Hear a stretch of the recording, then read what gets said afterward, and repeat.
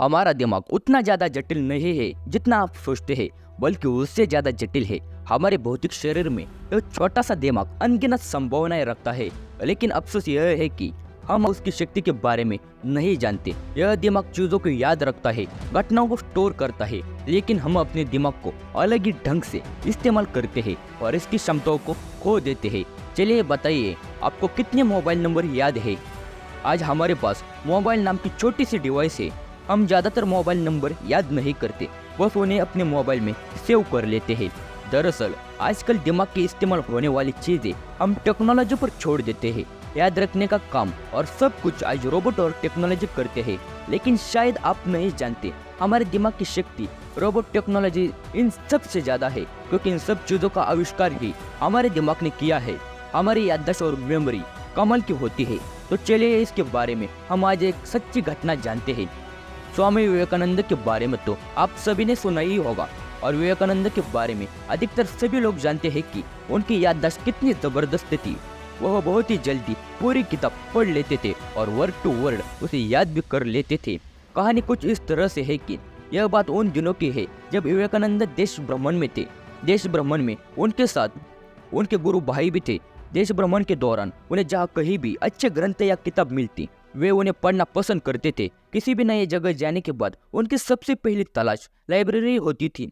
एक बार की बात है, एक जगह एक लाइब्रेरी ने उन्हें बहुत अट्रैक्ट किया, तो विवेकानंद जी ने सोचा क्यों न यहाँ कुछ दिन रुका जाए। उनके गुरु भाई उस पुस्तकालय से उनके लिए संस्कृत और अंग्रेजी की नई नई पुस्तकें ला कर देते थे, और विवेकानंद उन किताबों को पढ़कर अगले दिन ही वापस कर देते थे।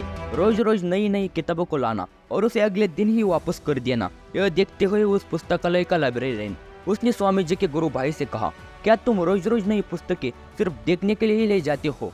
अगर आप सिर्फ देखना ही चाहते हो तो मैं आपको सारी किताबें यही दिखा देता हूँ। आप रोजाना किताबों का इतना वजन उठाते हैं और ले जाते हैं, फिर ला कर देते हैं, यह शोभा नहीं देता और मुझे भी अच्छा नहीं लगता।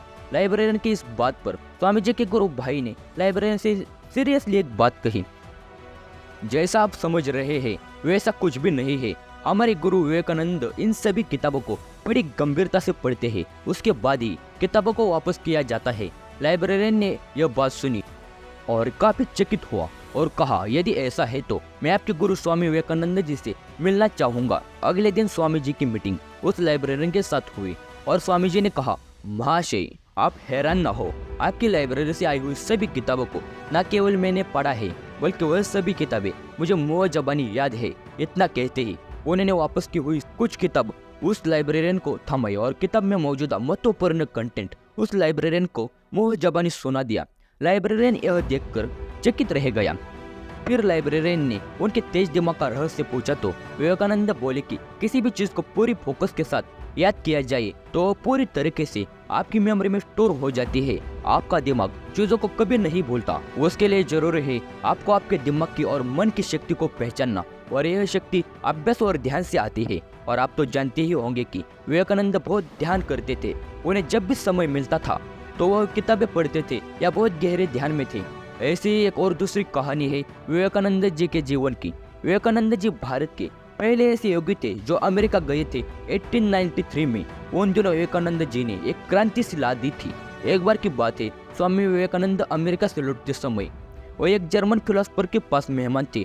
भोजन के बाद वो एक स्टडी रूम में बैठकर चर्चा करने लगे। वही मेज पर एक 700 पेजेस की बड़ी किताब रखी हुई थी और वह फिलोसफर उस किताब की बहुत ही बड़ाई कर रहा था। फिर विवेकानंद बोले, क्या आप मुझे यह किताब 1 घंटे के लिए दे सकते हैं?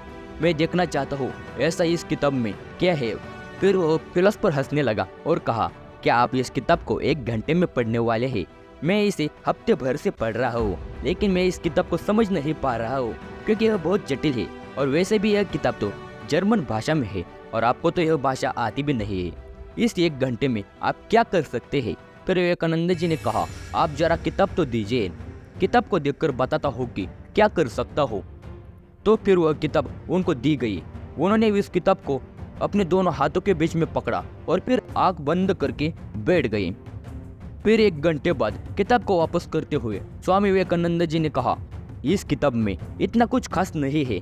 तो उस आदमी को लगा कि विवेकानंद के घमंड की तो हद ही हो गई। आपने उस किताब को खोला तक नहीं और आप उस किताब के बारे में कमेंट कर रहे हैं, जबकि आपको तो यह भाषा भी नहीं आती। और वह आदमी बुरी तरह से उनसे चिढ़ गया, यह किस तरह की बकवास है। फिर विवेकानंद जी बोले कि आप मुझसे किताब के बारे में कुछ भी पूछ लीजिए और मैं आपको वो बताऊंगा। फिर उस आदमी ने पूछा कि पेज नंबर 633 में क्या लिखा है, और फिर स्वामी विवेकानंद जी ने किताब में लिखा एक एक शब्द बिल्कुल वैसा ही बता दिया।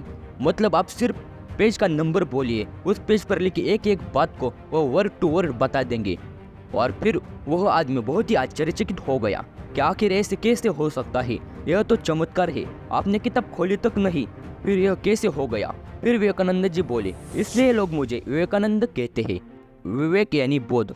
वैसे तो उनका नाम नरेंद्र था, उनके गुरु ही उन्हें विवेकानंद कहते थे।